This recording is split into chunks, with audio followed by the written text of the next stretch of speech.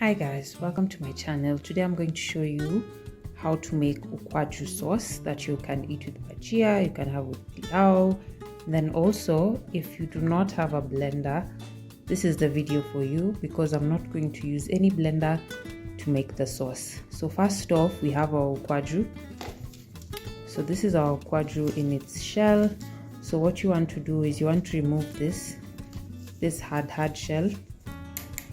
You want to remove this and you'll be left with this. So this is our Ukwaju after we've removed the hard shell. And these are the shells. Put that aside. So first, I'm going to show you the ingredients that you'll need to make the Ukwaju sauce. So first, of course, the Ukwaju. And then I have sugar. I have salt. I have chilies. I have half an onion, then I have 2 carrots, I have garlic, and then I have this. So I'm going to work with this throughout. It's called a kinu. So yeah, I'm going to show you how to make Ukwaju. But first, Ukwaju is in Kiswahili, tamarind in English. What do you call Ukwaju in your language? You can post that here. So yeah, thank you for coming to my channel. And I hope after this you'll be able to subscribe, you'll be able to share this video. So yeah, let's get started. So first, I have my Ukwaju here. We are going to put warm water.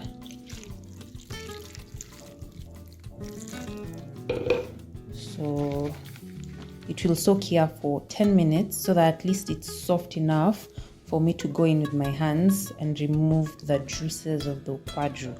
So this warm water, I'm going to cover it and put it aside for a few so I can come and now start massaging the pulp. So as we've let our Ukwaju soak for some time, we are going to cut our carrots and we're going to boil these carrots till they are soft so that we can pound on them. In the meantime, we also remove our garlic that we are going to put in this and grind till smooth. So let's put the carrots to boil. So we're going to put the carrots there. So we are going to give them like 15 minutes for them to boil because we are going to add these carrots to our Ukwaju sauce. One, it will balance out the acidity, so it will help our Ukwaju not to be too tart. So yeah, let's wait till they are soft. So as our carrots are boiling, we grated the onion that was here. So we had half an onion, that one you grated. And then for the chilies, depending on how you like your chili or how spicy you like your Ukwaju sauce, I cut like 3 chilies.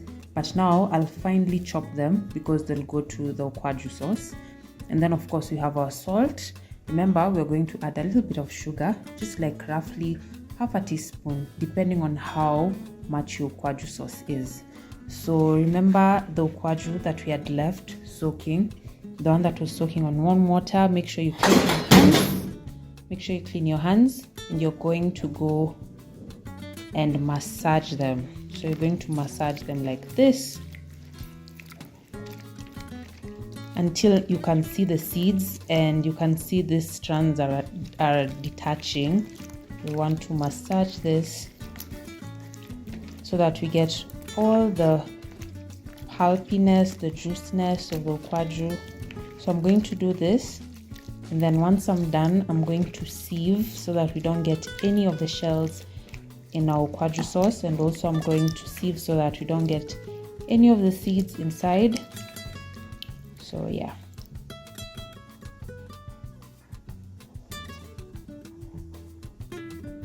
So we've already sieved our Ukwaju, the one that we were making. This is how it looks like. This is how it's supposed to look like. But remember, we were making the carrots, we were boiling the carrots. So also the carrots will assist in having our Ukwaju sauce to make it thick. And so I have the carrots over here, and I'm going to use this to actually pound it until it's soft, and then I can add it here. But also in the meantime, have garlic that I had pounded. So I didn't have ginger, but you can also add ginger. It will add flavor. So I'm going to add garlic. I'm also going to add this onions that I had grated, and I'm also going to add the chilies.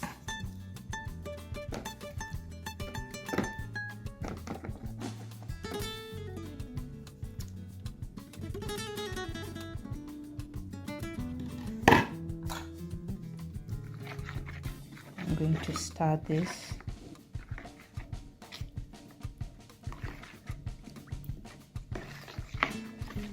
And then I usually store mine in the fridge. The more it stays, the more the flavors infuse, and it will be very yummy when you're using it. So also, when you're making ukwaju, before I put in my onions or the chilies, you can use the sauce to make your fish. So you can apply it on your fish while you're grilling it, and it will have that lemony tartness that will really bring flavor to your fish. You can also use the ukwaju sauce. You can put it as part of your marinade. If you're making chicken, you can add that to your chicken, your raw chicken, and then let it marinate in the fridge for some time with other spices. It will really add flavor. So I'm going to add a bit of salt. It's basically half a teaspoon of salt, and then I'm going to also add sugar, half a teaspoon also. Now we're going to stir, and as you stir, you can also taste to see if the sugar and the salt are to your liking. And then we're going to pound. I'm going to pound the carrot because I boiled it till it was mushy and soft. I'm going to pound it, and then I'm going to add it here also. Then you'll see the thickness of the sauce. I don't know if you're able to see, but you see how soft it is. So we're just going to pound it like this till it's soft, and then you can add it. So this is how it should look like. It should look like this. And we're going to add it to the sauce. So normally if you have a blender, it's going to blend everything finely. But if you do not have a blender, you can also use this way. Still same, flavors will infuse and it will still taste nice. So don't be limited thinking that you need to have a blender to make some of the sauces. You can still use this, as you can see. So it will make your sauce thick and you're ready to use even right now. But the more it stays in your fridge, the more the flavors infuse, the chilies, the garlic.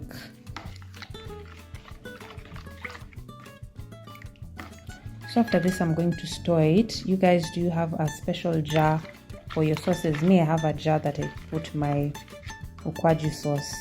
It's only for that. So let me store it right now. Let me show you my jar. So these are my jars. I use this. It's a glass jar. It's good when you put this in the fridge. And also I have this a small bowl for serving when you're having a meal and you want to have the ukwaju. And then I also have this leftover one. So yeah, this is how you make ukwaju without a blender, guys, and it's very yummy. Trust you me, you can have this with anything, literally anything. If you made cassavas, so for example, if you fried cassavas, you can use this as a dip. If you have cassava crisps, you can also use this as a dip. Normal crisps as a dip. You can eat this with your nyama choma and ugali. You can have basically everything. Guess what? Ukwaju is good for your body. It's an anti-inflammatory. It works really well. So yeah, and it's something that grows naturally. Next time, I'm going to make ukwaju juice, and I'm going to show you how I make ukwaju juice BBW style. There you go, guys. The ukwaju is now packaged, ready for the fridge. It's as easy as ABC. Try our recipe and then tell us in the comments did you think of it? You can share. Guys, thanks for watching.